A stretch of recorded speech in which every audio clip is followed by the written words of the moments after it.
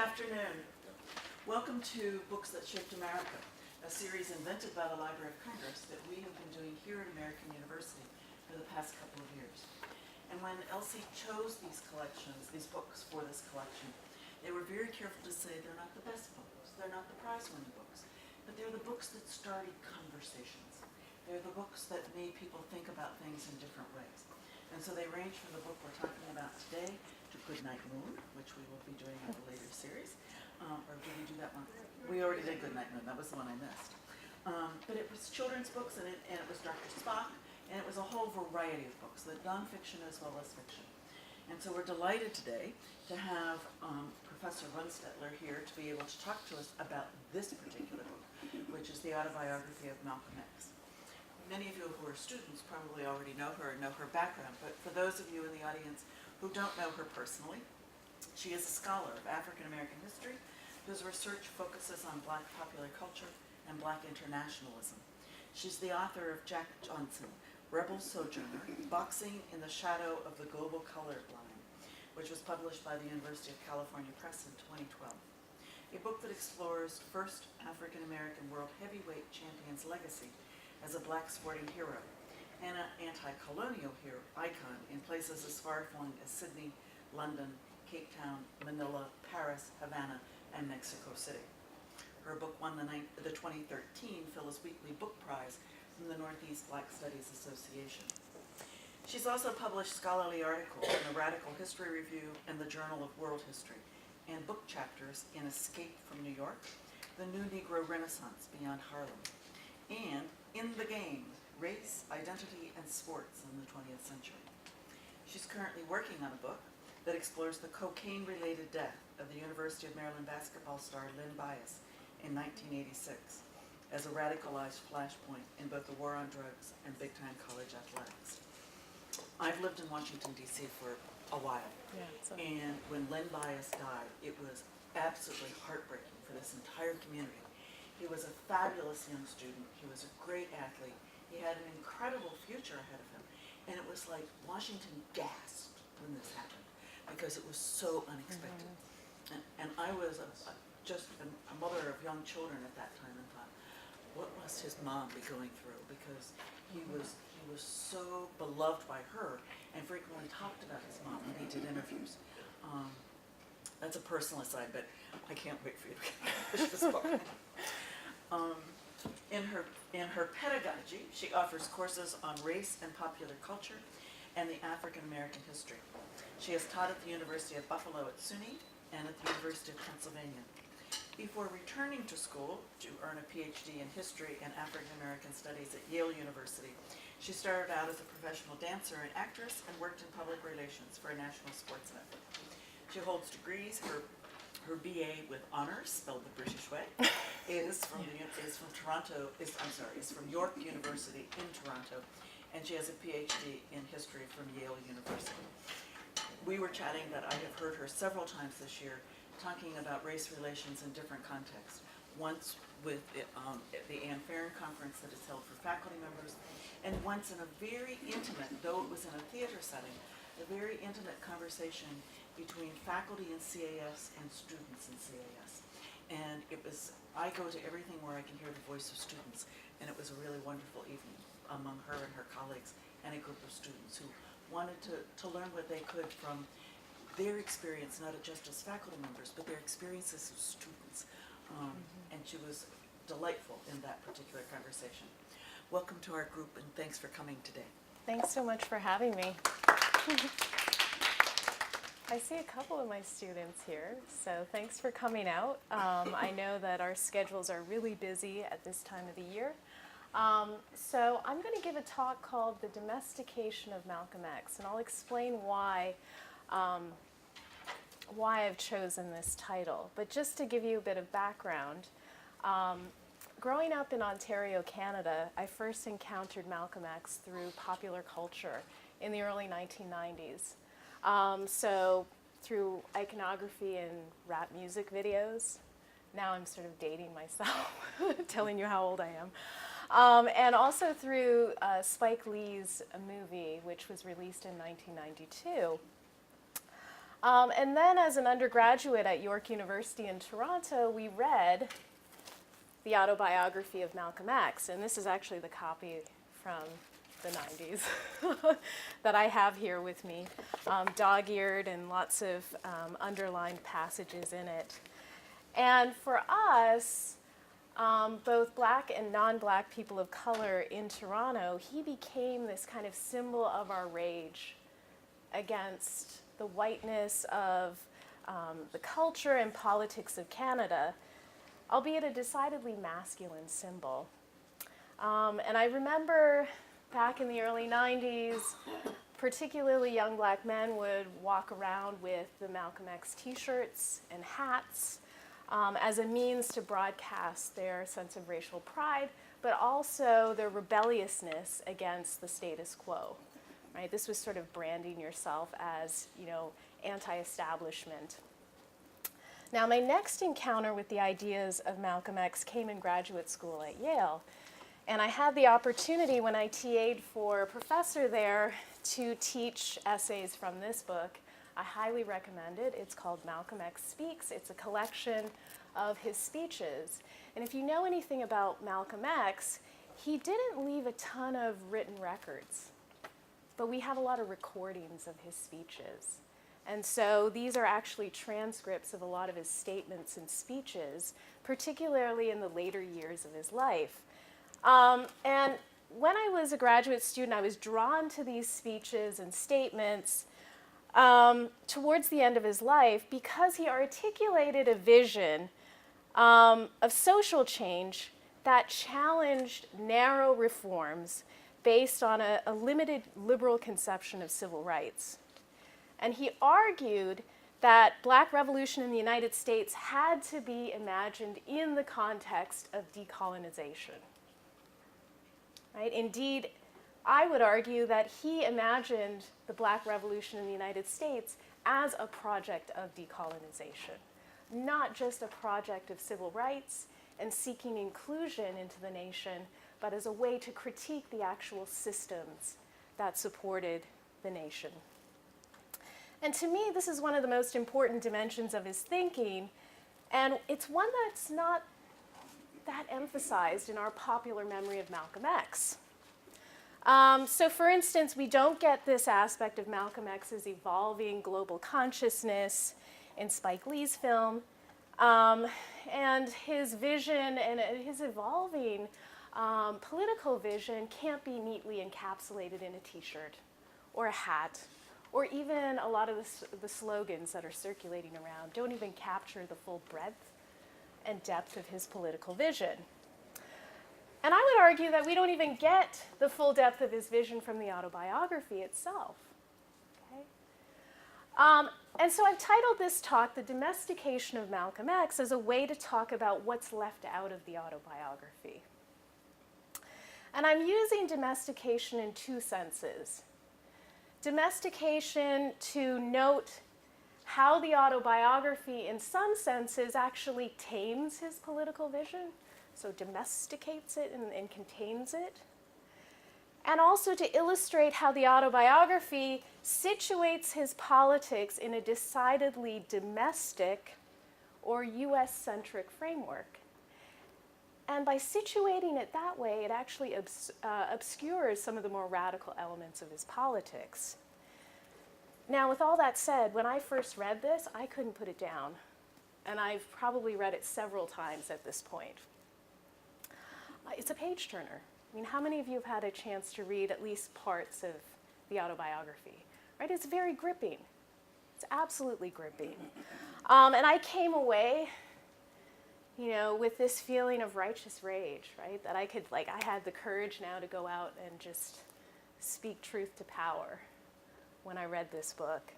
I came away feeling that I had an intimate portrait of one of the most revered and yet also reviled Black activists in the United States. But ultimately, I guess the question is, who constructed this Malcolm X? I mean, as historians, we always have to think about how documents have been produced. I tell this to my students, right? The who, what, where, when, why, how, right?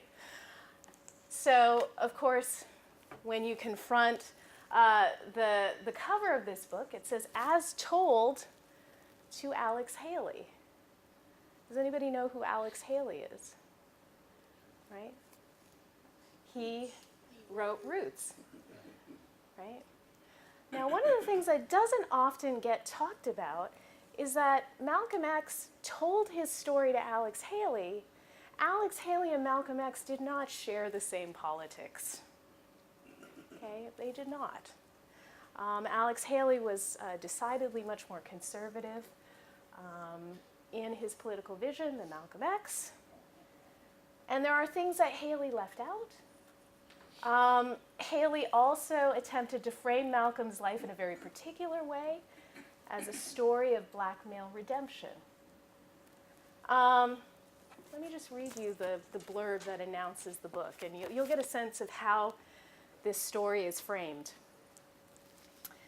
Okay, so the absorbing personal story of the man who rose from hoodlum, thief, dope, peddler, and pimp to become the most dynamic leader of the Black Revolution. It is, too, a testament of great emotional power from which every American can learn much. But, above all, this book shows the Malcolm X that very few people knew, the man behind the stereotyped image of the hate preacher, a sensitive, proud, highly intelligent man whose plan to move into the mainstream of the Black Revolution was cut short by a hail of assassins' bullets, a man who felt certain he would not live long enough to see this book appear. So that's a very particular framing of his life story. This is a story about a man who turns his life around, right? Not only from criminal to activist, but also from radical to mainstream. We get that just from this blurb. And I think the subtext of it is also a shift from violent to nonviolent, a shift from separatist to integrationist. Okay? And we often think about Black politics in these very simple binaries, but this does actually not encapsulate the full expanse of his evolving politics.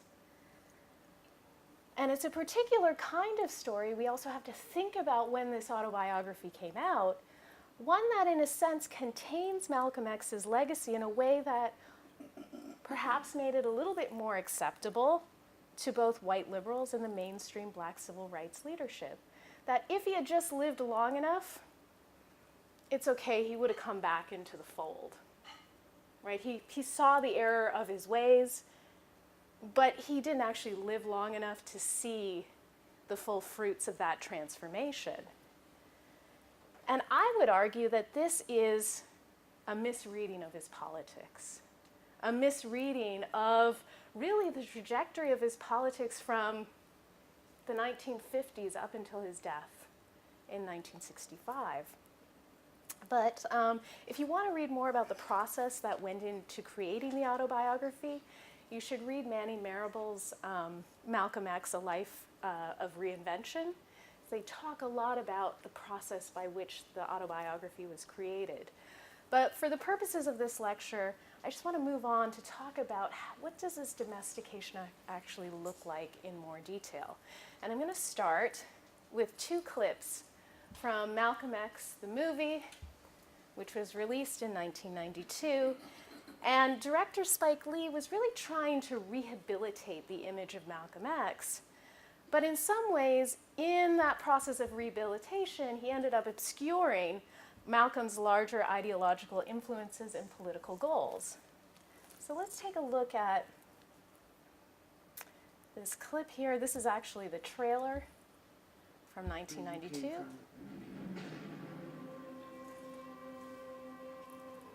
What's your name? No. That's the name of the slave masters who own your family. You don't even know who you are. Who are you? Say, Roseland. Roseland.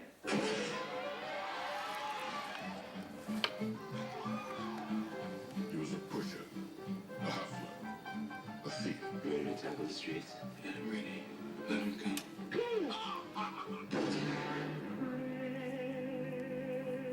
He was loved, respected, convicted. State your number, little. I forgot.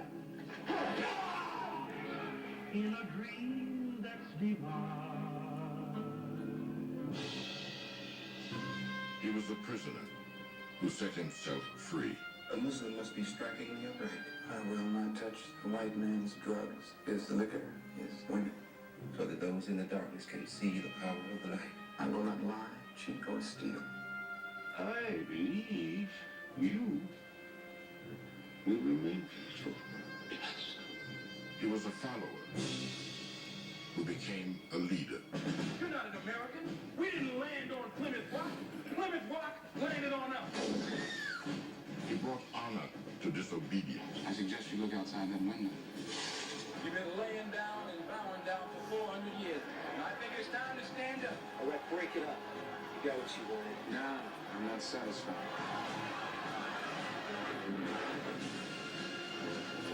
That's too much power for one man to have. And a voice to a people who longed to be heard.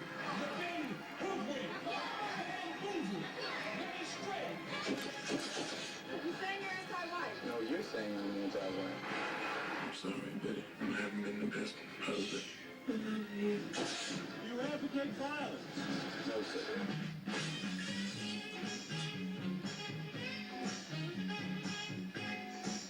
Academy Award winner Denzel Washington's most electrifying performance. Director Spike Lee's most powerful film. Can we all live together? I sincerely hope so.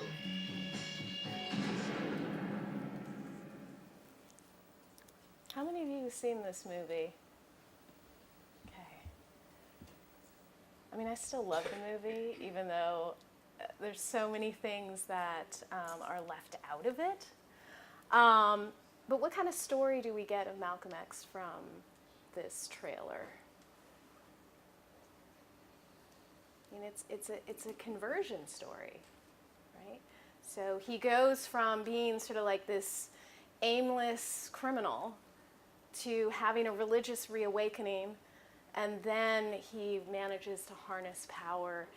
And it's a very masculine vision of power, right? You have his almost sort of paramilitary lineup of men outside of the police station. And Mecca serves as a kind of turning point in this narrative, a turning point at which he realizes, oh, you know, I shouldn't be preaching separatism. You know, we should really think about promoting racial unity. But again, I think those categories really just don't make sense. There's a little bit of gesturing to his connection to the African world or the third world. When he's giving one of the speeches, in behind are the pictures of third world leaders, right? But there's no sort of development of this as central part of his ideology. And so in some ways, Spike Lee's Malcolm X frames Malcolm and by extension, Black Power. And if we go back to even the iconography on the film posters, situate it within the context of domestic US politics. Okay, and it tends to present Malcolm X as a black nationalist in a relatively narrow and a kind of reactionary sense of the term. And what it leaves out are the international dimensions of Malcolm X's ideas and actions. It doesn't contextualize the ways in which he talks about violence, for example. Glaringly absent from Lee's film is Malcolm's embrace of a more progressive form of nationalism. So, for example, when he sought to take the black question to the United Nations. Also absent are his relationships with world leaders, especially on the African continent. And there's no discussion of his understandings of decolonization and third world politics.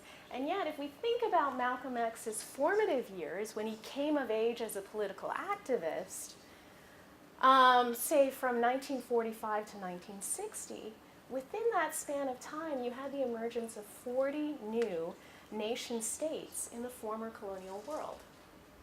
And yet this is not really sort of talked about as a central part of what shaped his consciousness. And we cannot think about Malcolm X without thinking about decolonization. So I'm going to show you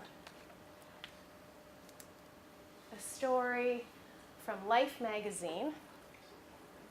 Okay, this was Life's pictorial and article on the end of Malcolm X's life, his assassination.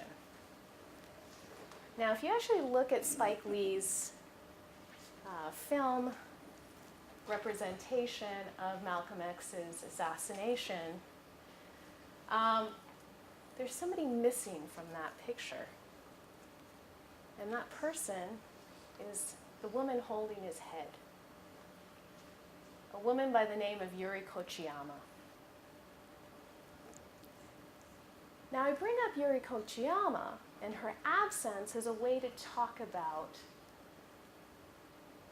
problems with the framing of Malcolm X in this sort of domesticated sense.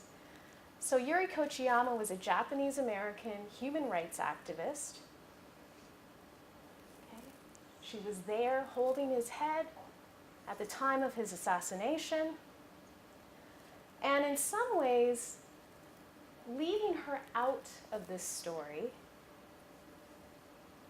and leaving out the fact that Malcolm had a friendship with her, that Malcolm's radical internationalism and its evolving analysis of racism actually informed her politics, cuts out a whole dimension of Malcolm X's understanding of power and understanding of oppression as interlocking systems that were working at the local, regional, national, and global level. So in 1960, Yuri Kochiyama and her husband Bill and their children moved to a low-income housing project in Harlem. Yuri and her family invited many civil rights activists, such as the Freedom Riders, to their home gatherings, and they also became members of a group called the Harlem Parents Committee, which was a grassroots organization fighting for safer streets and integrated education. And Kochiyama became fast friends with Malcolm X. X and Kochiyama met briefly in 1963 at the Brooklyn courthouse. And Kochiyama told Malcolm that she admired his work, but disagreed with his stance against integration. Malcolm then invited her to his 125th Street office. However, he was soon silenced by Elijah Muhammad, the leader of the Nation of Islam, for his infamous remarks about chickens coming home to roost following President John F. Kennedy's assassination. Now, Malcolm eventually broke ties with the Nation of Islam in early 1964, and he left because of the organization's restriction against political activity, and he was also disturbed by rumors about Elijah Muhammad's indiscretions with women and the Nation of Islam's finances. So where does his activism go from there? And this is the piece that often sort of falls out of view. He then established the Organization of Afro-American Unity, a secular organization organized and modeled on the Organization of African Unity, which was created by the newly independent African states. Malcolm planned to use his organization to build independent Black institutions that would address Black economic issues, that would support Black participation in mainstream politics, and most of all, to represent African Americans on the world stage, particularly at the United Nations. Okay, so again, it's very difficult to sort of cast that as Malcolm sort of capitulating to a narrow kind of vision of civil rights. Right? He's also thinking about this within the context of how is the world actually going to become reordered as third world nations become independent? And how can African Americans actually learn from those struggles and take those same kinds of models of independence and self-determination and figure out how to make them work inside the United States. Now, on June 6, 1964, Kochiyama and X crossed paths again. At Yuri's invitation, Malcolm arrived at the Kochiyama's apartment to meet Japanese atomic bomb survivors and journalists who were on a world peace tour. Okay, so he was also connected to the anti-nuclear movement. He was connected to people who were pacifists. Okay, this is not this sort of dichotomous kind of representation of Malcolm X that we tend to get. More than anyone else, the survivors of the atomic bomb wanted to meet Malcolm X. Malcolm arrived with 3 security guards. He thanked Kochiyama's guests for touring Harlem, and he drew a connection to their experiences in Japan, and he said that Harlem had, quote, been scarred by the bomb of racism. So he was really thinking about ways to connect with other struggles and the ways in which violence was being perpetrated in legal and extra-legal ways by state and non-state actors. Malcolm spoke to them about Europe's colonization of Asia and the similarities between African and Asian history, which he had studied while in prison. He mentioned his admiration for Mao Zedong for fighting feudalism and imperialism. And as an astute interpreter of world events, he spoke of the war in Vietnam. Now keep in mind that this was 9 months before the first US combat troops landed in Vietnam. And he said to the Japanese visitors, quote, "If America sends troops, you progressives should protest. The struggle of Vietnam is the struggle of the whole third world. The struggle against colonialism, neocolonialism, and imperialism." Now, after this visit, Kochiyama ended up joining Malcolm X's Organization of Afro-American Unity. And at the same time, Malcolm kept in touch with Kochiyama over the next 6 months, writing her letters from his travels in 9 different countries, including Egypt, England, Saudi Arabia, Kuwait, Ethiopia, Kenya, and Nigeria, before his assassination in February 1965. And Kochiyama has called Malcolm X her political awakening. Okay, so this story does not fall in very neatly into the kind of narrative that we get from the Autobiography of Malcolm X or from the sort of commemorations of Malcolm X through either Spike Lee's movie or often the ways that he's commemorated in other spaces. Now, the Black Panther Party claimed Malcolm X as one of their most important influences. Now, generally, we focus on Malcolm X's support for armed self-defense, his insistence on Black pride, and his early expressions of Black nationalism as the aspects of Malcolm X's politics that most heavily influenced the Black Panther Party. However, Malcolm X's ties with Yuri Kochiyama and Third World politics more generally suggest that there was another key dimension to his legacy for Black power in the United States, that of a more expansive vision of Black and anti-colonial politics, a deeply anti-racist concept of world revolution.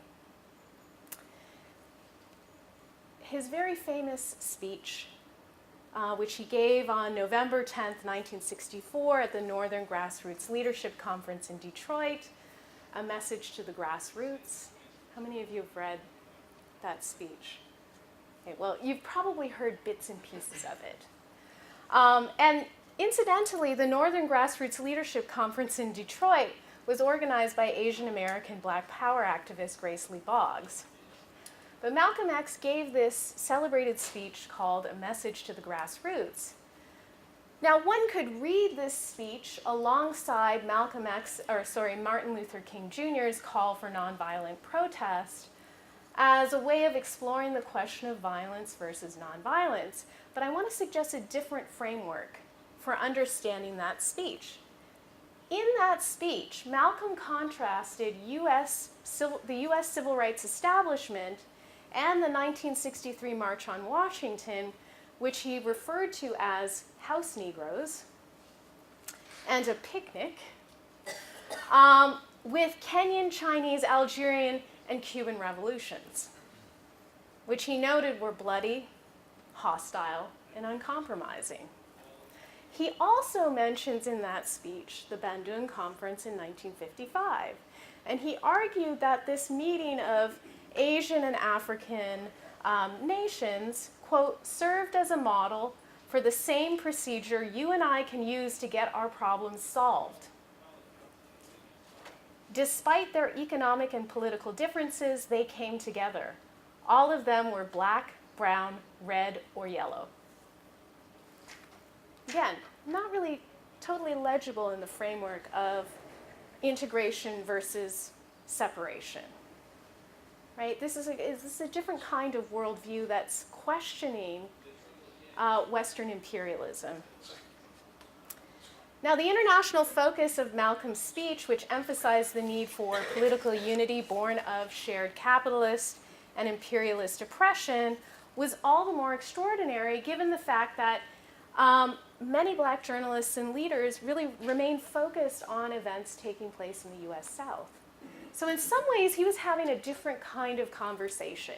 He was thinking about the South, he was thinking about the North, but he was thinking about the US and the African American situation in the US in relation to these other political struggles that were happening in different parts of the world. And what kind of world could we actually imagine if we seized the opportunity to change these structures of power? Now remember that throughout the 1950s and 60s, the US and the Soviet Union were battling for influence over the newly independent Asian and African nations. So they wanted to figure out how they, as a bloc, could come together and cooperate to shape world politics rather than remaining the pawns or the satellites of the US and the USSR. So one imagined alternative to a bipolar world was to think about Afro-Asian solidarity. So the aims of the Bandung Conference, which Malcolm referenced in this speech, his message to the grassroots speech, the aims of the conference were to promote Afro-Asian economic and cultural cooperation, to oppose colonialism, neocolonialism by the United States, the Soviet Union, and other imperialistic nations. Okay? To suggest a third way forward, and that, in fact, is where this notion of third worldist politics comes out of. The third way forward, as opposed to the first and the second. Right? How do we actually come together to reimagine a different kind of alignment? And one that's not necessarily just going to line up with Cold War politics. Right? So 5 years later, in 1960, 5 years after the Bandung Conference, Malcolm X attended the official functions of several African nations at the United Nations General Assembly in New York. And there, he met Gamal Abdel Nasser of Egypt, Ahmed Sékou Touré of Guinea, and others. Fidel Castro also attended the assembly. Malcolm X and other community leaders met publicly with Castro in Harlem. Okay, so I want to suggest that going to Mecca is one piece of a much larger vision of how African Americans in the United States are connected to this contestation of power, imperial, capitalist, and colonial power. So Malcolm X also traveled internationally. So he visited Africa on 3 separate occasions, once in 1959, twice in 1964, and during his visits he met officials, gave interviews to newspapers, and spoke on television and radio in Egypt, Ethiopia, Tanganyika, which is now Tanzania, Nigeria, Ghana, Guinea, Sudan, Senegal, Liberia, Algeria, and Morocco. In July 1964 in Cairo, he attended a meeting of the Organization of African Unity. Remember the organization that he modeled his own African American organization after. And at this meeting, Malcolm X appealed to the delegates of 34 African nations to bring the human rights issues of African Americans before the UN. Okay? Again, these aspects of Malcolm X's political legacy are often overlooked. And yet we can clearly see the influence of this kind of desire to draw a kind of critique and connection in his speeches. So let me give you an example. Now, this speech was given post-Mecca, right? So he went to Mecca in April 1964. He's giving this speech, which was called Not Just an American Problem, but a World Problem, in February 1965, shortly before his assassination. And not too long after the passage of both the 1964 Civil Rights Bill and the 1965 Voting Rights Act. So I want you to take a moment and just look through these two paragraphs that I've lifted from the speech. What kind of connection is he drawing between African Americans and Africans?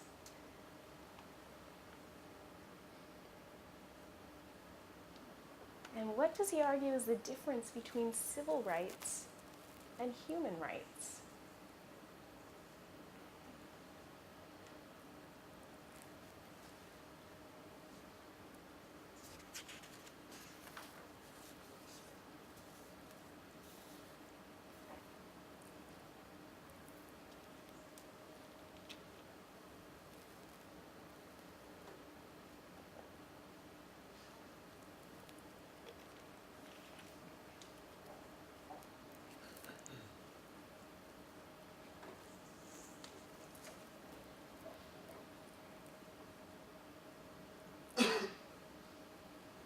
My students who've had me before know that I usually do this way more when I lecture because I don't like to talk too much, but I was a little bit more formal today. But this is not, I mean, if we were going to go by the idea that he has this sort of sudden transformation post-Mecca, that he's going to become a mainstream, part of the mainstream black movement, doesn't really fit that narrative. I mean, what's he saying in this speech? And this is right before his death. Can I call on you? I'm going to call on you. I think he's essentially saying that this is the conscious link between what's happening in the United States and the colonial struggles in the rest of the world.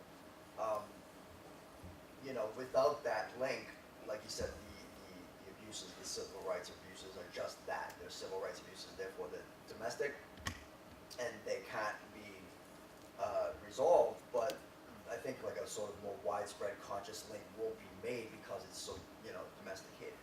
And, by putting it in a global context or an international context, they can change the nature of the game. Yeah. I mean, what else? Why aren't they both? Why aren't they both? Well, if it involves a citizen, right?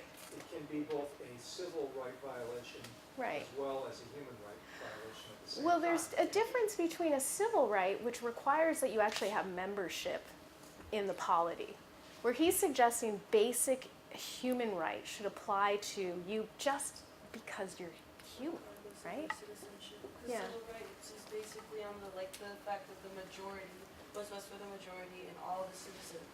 So first of all, black people aren't even seen as human, let alone citizens of a country. Mm-hmm. How can you really? You're fighting for literally your humanity. And what's typically a right under citizenship, right? The right to vote, the right for certain legal protections, but it doesn't always say anything about your material circumstances, right? So it brings different kinds of things into the spectrum of what you should expect as just a fundamental right for being on this earth, right? Regardless of whether or not you're deemed worthy or whether or not you're deemed part of the nation itself. So it's sort of pushing back against those kinds of conditions and the limitations of those laws. Because if you think about it,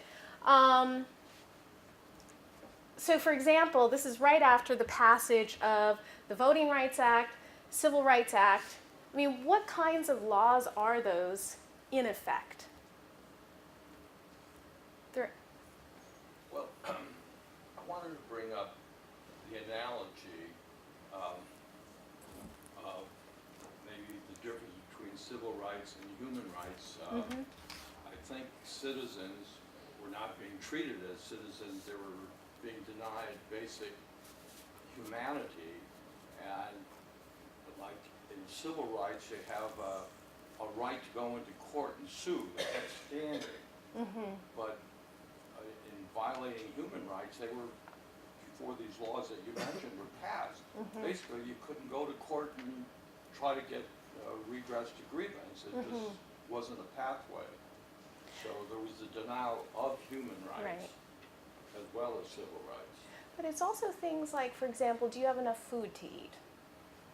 Are you being educated at the same standard as everyone else? Do you have protection from legal and extra-legal violence? Those things are, I mean, the enforcement of civil rights legislation is spotty on that record, right? So he's sort of pushing us out of that paradigm and saying, well, perhaps we need to rethink what actually constitutes a right and how those rights actually get enforced.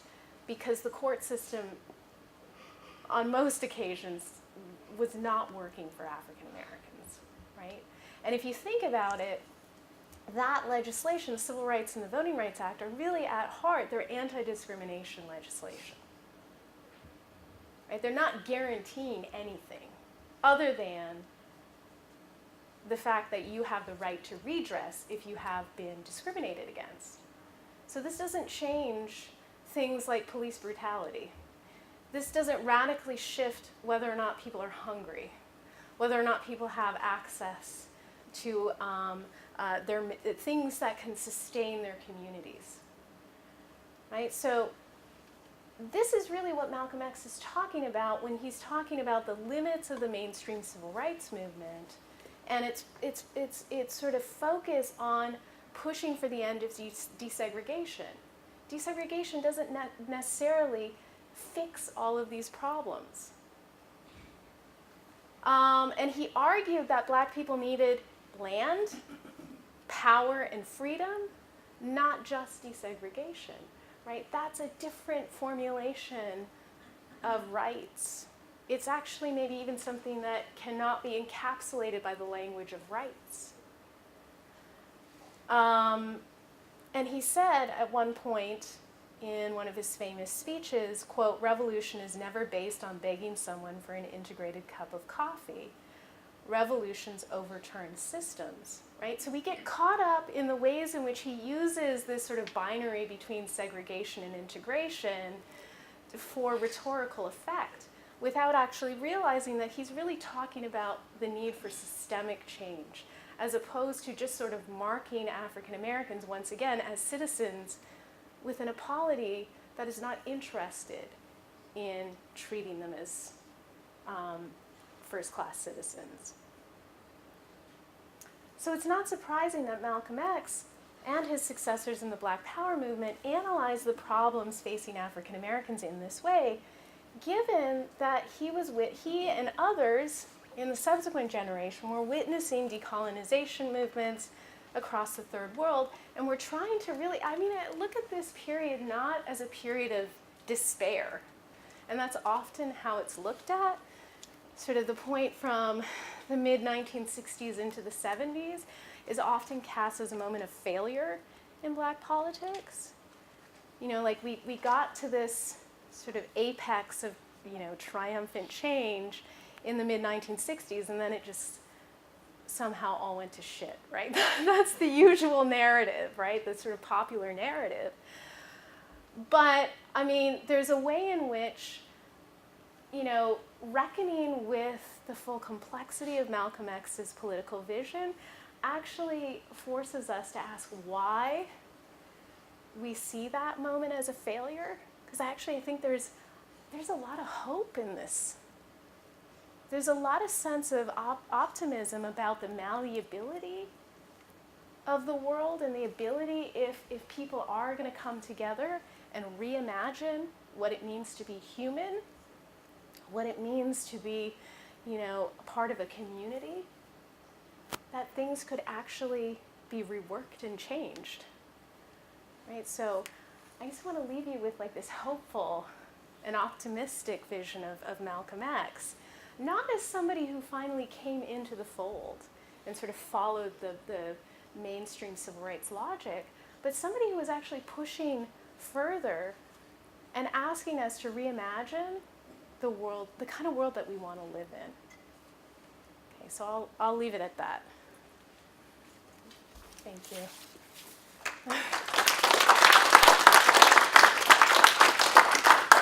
And of course, this is not to sort of say that, he was by any means a perfect figure. I don't believe that any of us should deify or calcify historical figures, but we have to historicize them. And we have to think about them within the context of their intellectual and political journey. So anyhow, I'll open it up for questions. Yeah. I just wanted to know, the book that you had mentioned right at the beginning was by Malcolm? Oh, this one? Yeah. Malcolm X Speaks. It's a collection. George Brightman is the editor. No, there was another one you had mentioned. Where Oh, Manning Marable. Yes. It's also a very controversial book. Oh. Very controversial.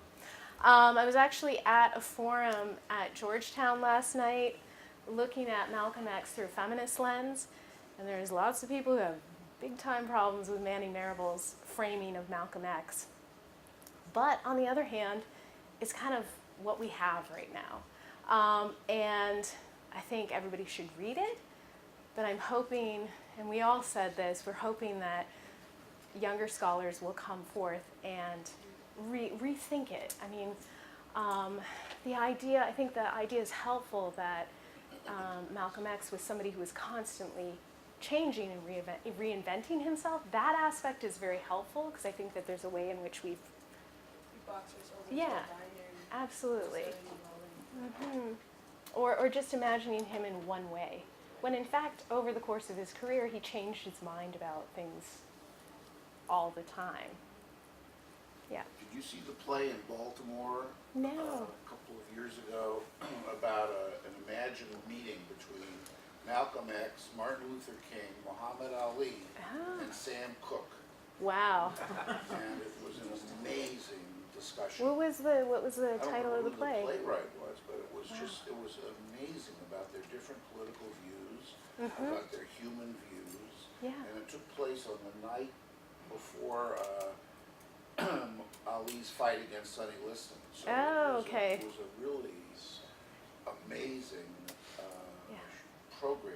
These four guys. It was just the four of them together in a motel room.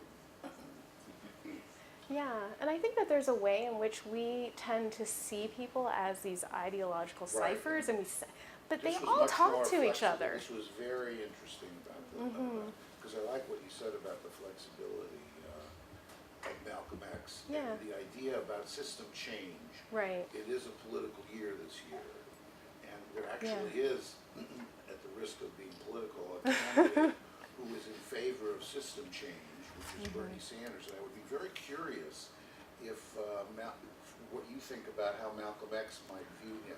Well, I don't want to be Speculate. like the Well, voice from the past, like bringing him to life. Imagine things. I mean, why not imagine what you think? I mean, he talked about system change and not just but now, liberal gradualism. Yeah, I mean, I think, I don't want to try to even begin to imagine what Malcolm X would say, but his revolution was always profoundly an anti-racist and a black revolution, right? Whereas I think that there's a way in which socialist democratic politics often treats race as an external variable that will be solved through economic reforms without actually thinking about the ways in which racism actually structures our economy.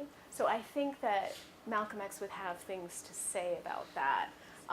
But, you know, the lesser of two evils, I don't know. Yeah. My question's more about, like, you were talking about this event you went to last night. I've Yeah. read that Mary Marable book. Mm-hmm. And so I'm wondering what was, like, the feminist critique of the book. Like, was it mostly about the book or just this framing? I think the framing of him as somebody, I mean, just the masculinist kind of framing of him and the ways in which it sort of, it didn't really sort of critique his paternalism towards women. I mean, the critique from the other side, which is coming out of, circles, black nationalist circles that have tended to deify Malcolm X, is the passages where he talks about Malcolm X's possible indiscretions with men. Right, yeah. That was a huge hot button because there's a way in which Malcolm X became a kind of symbol of the redemption of black manhood, and nobody wanted to sort of complicate that, right? And so part of what we were talking through last night was how do we actually, like, we all, you know, love Malcolm, but we also think he's really problematic. So how do we reckon with that and use it as a place to start conversation rather than just shutting it down? So we're all complex and contradictory people, right? So how do we actually deal with people, and nobody can ever be a pure revolutionary. So how do we actually figure out ways to connect to each other and have those hard conversations and then figure out what we can do with that? Yeah. I think I saw a hand over here in the I was just wondering, being that Malcolm X, after Mecca and a lot of the women of the Nation of Islam coming forward to him about stuff like about Elijah Muhammad, a lot of people in the black community, especially, believe that Elijah Muhammad had a hand in Malcolm's death. I mean, what do you think? Oh gosh, that's the $1 million question. I don't even know. That's above my pay grade. I don't know. I mean, I don't know. I mean, my thing is that regardless of how he actually was assassinated, what gets cut down, I mean, if it wasn't somebody within the Nation of Islam, he was already becoming very dangerous in terms of what the kinds of things that he was saying, critiquing the Vietnam War and all sorts of other things that made him very, unpalatable across the United States. So in some ways he was a target. Regardless. Yeah. So, a justification on Spike Lee's film, right? So Spike's films are inherently Afrocentric, and Spike makes a scope on a black focus because he said this, multiple times, just about how he knows and he's fully aware that Malcolm had this cosmopolitan global consciousness, but he wanted to focus on Malcolm's specialization in blackness and black power and black nationalism. So his entire purpose of that is this idea that whenever someone tries to make some sort of specialization about black folk, there has to be some other oppressive group or that needs to come into the picture, right? So that's one of the arguments. So I guess the question is that necessarily domestication, or is that just a specialization of black nationalism? And if the two are, one and the same, where could be some differentiation? Yeah, no, that's a great point. And I think that I'm not trying to, by mentioning Yuri Kochiyama, I'm not trying to decenter black revolution, but rather to say that his idea of black nationalism was actually more revolutionary than what Spike Lee proposes. Right? He was really talking about how do we dismantle these systems that, how do we actually dismantle these systems that are oppressing not just African Americans in the United States, but this is part of a kind of world system that's predicated on Black oppression. And so I don't really, I mean, I love that movie, so I don't want to, make it seem, and I think that there is a tendency to try and say, okay, we can't focus on only things that are Black, and they can't become legible unless we sort of, wrap them in another narrative. But I think there's other ways. I mean, I just picked Yuri Kochiyama because that was the most obvious example to me. I mean, it could have been a discussion of his vision through the Organization of Afro-American Unity, which could have been part of the focus of the film. And so we end up with these, the overturning, I think, of a lot of misunderstandings about Malcolm, but on the other hand, leaving out actually the really radical aspects of his politics that involved not just a critique of racism, but also the ways in which racism shaped capitalism and imperialism. So, yeah, it's a tough one. And then the other thing is, how do you actually encapsulate that in a film? Right? Which is, that's the other question is, should we be relying on films to tell these very complicated stories that sometimes can't be encapsulated into very seamless narratives that are entertaining, right, and easy to follow. So, but that's an excellent point. But I don't think we should ever shy away from, or feel that we need to have ourselves reflected, like non-Black people need to have themselves reflected in order to validate something. Yeah, I'm very much on board with that. Given that the popular consciousness tends to view Martin Luther King and Malcolm X as polar opposites ideologically, notwithstanding that, do you believe that that Malcolm's opposition to the Vietnam War might have had some influence on Martin Luther King? There was a whole march in Harlem against the Vietnam War, right? So there's a way in which we've imagined protesters of the Vietnam War as being white. Yeah. No, this is not the case, right? And in fact, the Black Panther Party was actively organizing long before the institution of the draft and the real sort of upswing in the anti-Vietnam movement. So I think in some ways we've imagined that issue as being, like that critique as being so far outside of the Black community that it could only be voiced by people like Malcolm X or Martin Luther King Jr. But in fact, this was a critique that was, in some ways rooted in the fact that African American men were the ones to be sent to this war because they couldn't get the same kinds of exemptions as white college students, for example. I'm wondering, after his separation from the Nation of Islam and his travels in Western Africa, how much did his religion really affect his policies? I think he went to a more orthodox version of Islam, and I think that his understanding of Islam was informed by the various expressions of it in different places that he traveled. And so that political awakening happened alongside a kind of religious awakening that Islam could become the vehicle of a critique of the political status quo. So that's not a very thorough answer, but that's probably as far as I can take it. Yeah. Do we have time for? We have time for a couple more. Okay. So let's see in the back. Yeah. Speaking of Islam and its influence in his life, has there been scholarship around the question of did the issue of his early violent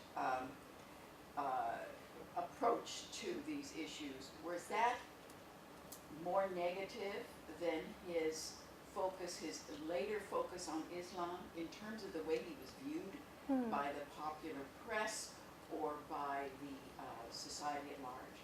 See, I actually don't think he had a violent approach to politics, ever. I mean, he talked about self-defense, and I think his commentary was more about the violence that was being perpetrated on African Americans than actually the fomenting of violence, right? And an understanding of the ways in which daily violence was exacted on these communities. So that's something that I push back on, that framing. So I don't necessarily think that he all of a sudden became peaceful because he went to Mecca. I mean, he was always talking about the overturning of these systems that produced violence, racialized violence. Okay, but so if you take that early approach to activism that he had, and then compare it with the last year or so, especially after the Mecca visit and the travels that you referred to, did the latter focus on Islam heighten any fear among the greater popular society?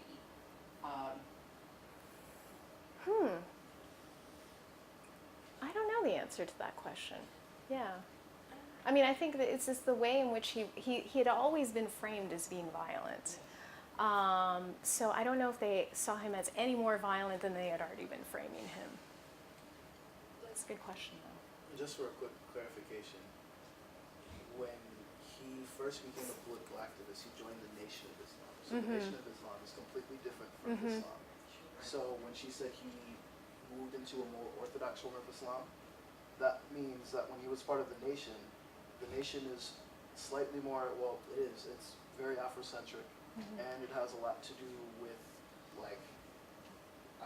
there's a lot of scriptures and things that you can read on it, but there's a whole different doctrine that the members of the Nation of Islam follow. So Farrakhan, I'm not sure if anyone is familiar with the man by the name of Farrakhan who led the Million Man March.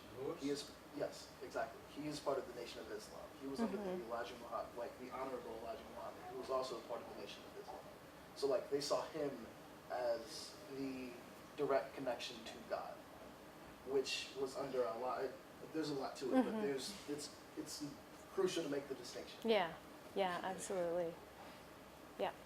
I was wondering, I don't know if you said this specifically in your talk, but the end of the book was written after Malcolm X had already passed away, and then I also was wondering how you see that influencing the work, and also at the end, I think Alex Haley included the eulogy from the black actor, I don't know Ozzie Davis. Yeah, and he included that, and I'm wondering how you think that helped frame the end, because I felt when I read the book that was crucial, reading the eulogy, because it explained the entire book to me almost, why it was created, the framework of it.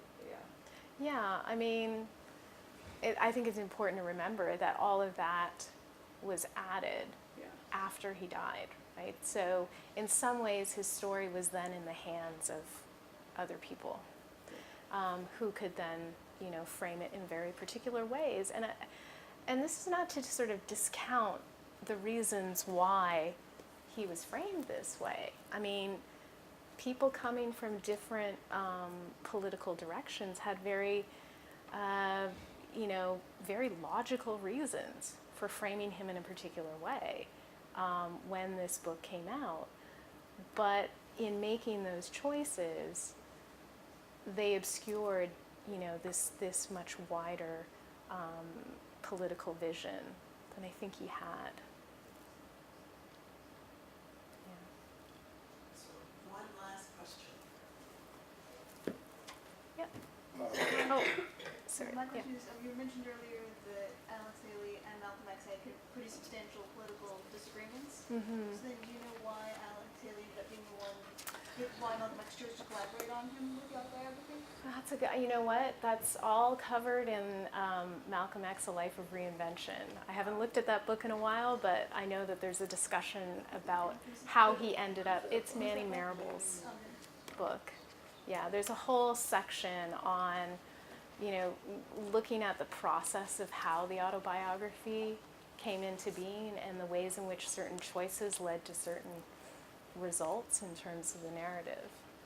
That was how Barack Obama read Malcolm X when he was a teenager as A Life of Reinvention. He was very moved by that. And then his core objection to Malcolm X was how Malcolm X hated the fact that he had white blood circulating in his cardiovascular system. And so that was where he split because of his own mother. But it was really important, the idea about reinventing yourself and becoming a different person. Yeah, and I think we have to understand that, I mean, this is a moment when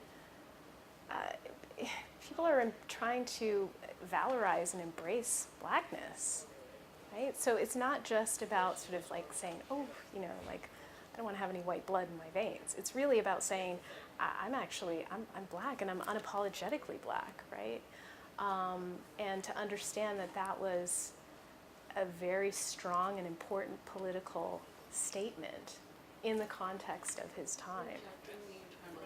Yeah, absolutely. Yeah, it's a one facet of a process of decolonizing the mind, right? So letting go of these external standards that, you know, place blackness at the bottom. So. Join me in thanking